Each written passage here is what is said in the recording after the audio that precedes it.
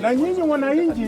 Alipita kwangu na akaenda hapo kwa Stabicha, juu ni jirani tu hapa. Akaenda hapo na kachungu, kitu kama kachungu kwa karatasi, na akaweka kwa Stabicha, mali penye tunatengenezea watoto.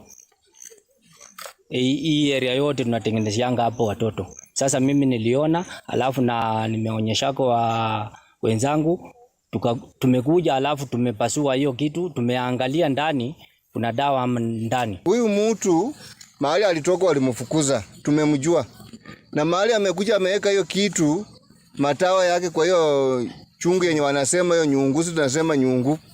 Ameweka matawa na sisi hata kama mimi hivi nikitairi walikuja wakanileta kwa hii Stabicha hii, wakanipoma kutoka hapo nikaenda kutairi. Hata mimi naona ni kama yeye ndiye amewahi niharibu. Mimi sasa naona sasa maisha yangu si sawa sana. Muda kidogo tukaona tu mtoto mdogo akaona kitu kwa hiyo Stabicha kama kanyungu, na akabeba chenye aliona kwa mwoga, kaenda kutafuta kuka yake.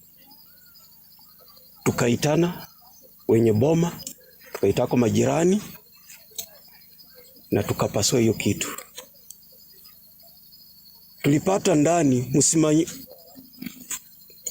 red, alafu tukapata ndani tena kakuku, sijui kalikuwa kadogo ni ka black, na kalikuwa ndani na dawa imewekwa ndani, lakini ilikuwa inaoza. Kitu ya tatu, kuna dawa yenye si hatuwezi jua, ilikuwa imewekwa kwa karatasi ya nylon na ni ya black. Tulifanya nini? Tulijiamini, tukaomba Mungu, tukapasua hiyo vitu.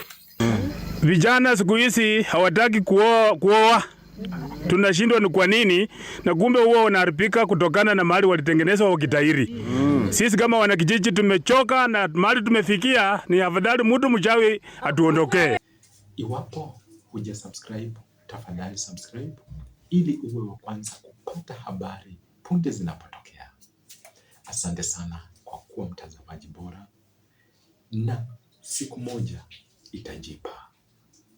Endelea kutufuatilia. Langu ni Washington.